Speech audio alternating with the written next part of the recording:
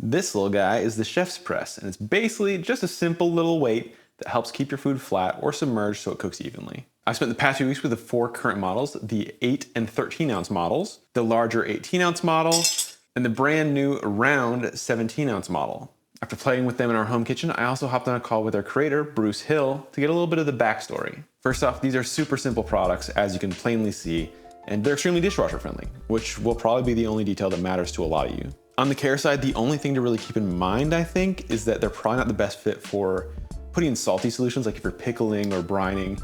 Like, these are great at submerging things, but they will probably rust and pit due to salt. With that said, those are definitely like off-label uses, so I'm gonna give care a 10 because I'm not sure it could be meaningfully improved for its intended purpose without significant trade-offs in other areas. Like I said, it's an extremely simple tool. It's just a weight that you put on top of your food. But I think that simplicity is the genius of the design. It has to take a number of things into account. It has to be heavy enough for you to actually like hold your food down, but it also has to be ventilated so you don't ruin your crust that you've already built. It's worth noting that those vents also mean that you're not gonna use this to smush stuff, you're just gonna use it to hold them down. Does that make sense? You don't wanna like smash a burger with this because you'll just get burger through the vents. No one likes burger in their vents. The way the chef's press folds its functionality into its form factor it just feels obvious in a way that many products aspire to. My favorite feature, although there aren't that many to choose from, is definitely the handle. There's a lot of, I don't know, coincidence, but also careful thought that went into it.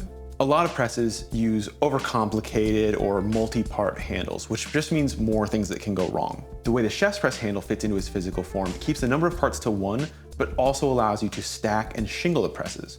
And while it looks obvious in retrospect, apparently it was a complete coincidence.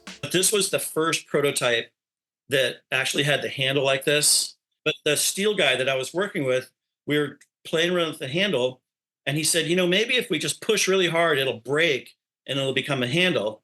And we pushed and pushed and it never broke. And the handle came like this. And then we put another one on top of it. And as soon as I did that, I knew that we were onto something. On top of that, there's like really thoughtful manufacturing aspects to this. This could so easily be laser cut and have nicer, smoother, rounded corners, but that would also make the bottom edges sharper than they are right now.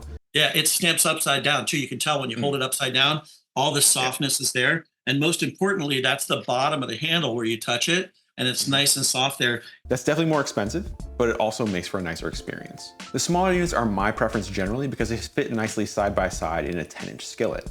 But I also think the new round 17 ounce model is a nice upgrade for some home cooks because its 7.5-inch diameter fills up a lot of the pan on its own, so you can cover a lot of ground with just one unit. All that said, there are a number of decisions that threw me off initially. One example is this patent number stamped right into the handle. To me, seeing a patent number stamped front and center on a product like that feels like an inherent threat. A manufacturer baring their teeth to prevent competition. After all, a patent doesn't mean anything without the intent to sue to protect it. Obviously, lots of companies file patents to protect themselves, and rightly so, but that presentation feels downright aggressive to me. What surprised me talking to Bruce was that never appeared to have been a consideration. It was actually an aesthetic choice. I'm surprised that you found my patent threatening. I kind of wanted to mimic the Dr. Bronner's soap, the liquid soap. It has all this information all over it. Right. And I said, hey, I've got these lines on here. Let's fill it with information. And most importantly, let's put the patent number right here on the handle. It's a design decision. It's a design decision. Interesting. Yeah. Just because I disagree on some of the optics doesn't make a thing bad though. From a purely functional perspective, it's extremely thoughtful, so design is gonna get an 8. Our fun score is all about how you feel using a product. Does it have your back or do you have to baby it? Can you wholeheartedly get excited about using and recommending this thing, or do you have reservations? First, the product works. That's just physics. It's a weight, it's gonna hold things down. It also doesn't feel like it's at risk of damage as long as you're using it for its intended purpose. Fine. But its intended usage is a fairly limited scope. I'm not sure if I'd recommend it to a lot of home cooks just because I don't know how much use they'd get out of it. There's an inherent reservation there, and while it works well when I use it, I don't necessarily find myself reaching for it often, even when it's right next to the stove. It's good, and it does feel good to use, but I think it's only gonna make an impact for a relatively small audience.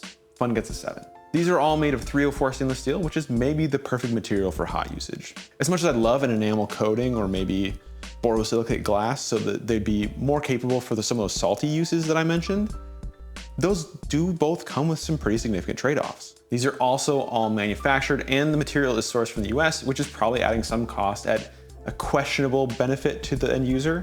But I do have to say, I think there's something definitely cool about all this being produced within spitting distance of Bruce's house. I met these people in Oakland called Precision Metal Tooling, and it's a couple, Dave and Margaret, and they make my dies. They're like 5 blocks away from the guy who does the stamping. So if there's ever a problem with the die, it needs to be sharpened or something, they just drop it off over there and they fix it up. I'm keeping this one simple. I'm calling it a 9 because I think that while the materials could be adjusted to increase versatility for consumers or reduce cost for consumers, there's a strong argument that this is a much more performant material than a lot of the rest of the market that use things like cast iron. The price is the sticking point that I've heard the most issues with, both from the retailer I bought these from and from a number of comments on our TikTok live the other night. And that's because these tools range from $21 for the 8-ounce model all the way up to $39 for the 17-ounce round model. I agree with those comments. I think that's a pretty high price point. So I asked Bruce about it. I used restaurant pricing models, like as a chef, I always knew my food cost. I always knew our labor cost. And basically every time I run a batch of steel, I do a cost out of, how much it costs. Right. And our pricing model is actually a 1/3, 1/3, 1/3 model. So 1/3 is the cost. And if you're a retailer, you're going to get charged twice that. And then you're going to get to make 1/3 in profit. And that's kind of the basic outline of it. But I just felt like that was fair. I don't know about you, but that logic feels thoughtful and simple in a way that I wasn't expecting. The manufacturing is 1/3 of the cost and the retailer and Bruce split the rest. That feels like an even partnership with those sellers, even if it's not the traditional model. And so while I initially thought that pricing was super high, I now feel like there's at least a good reason for it. I still think it's pretty expensive for most people for its range of use cases, but I feel conflicted now because I think the intent is great. Since I'm so indecisive, value's getting a dead neutral 5. That brings our initial cult score to 7.8. My recommendation would be that if curling proteins is a common issue for you and you want to buy some of these for home use, I'd probably go with the 8-ounce for single servings or the 17-ounce round model for preparing multiple servings in the same pan. At least on the stove, those are my go-tos. If you're grilling things like steaks, you may want one of the heavier rectangular units instead. My advice would just be to start with one and then add on from there if you need it.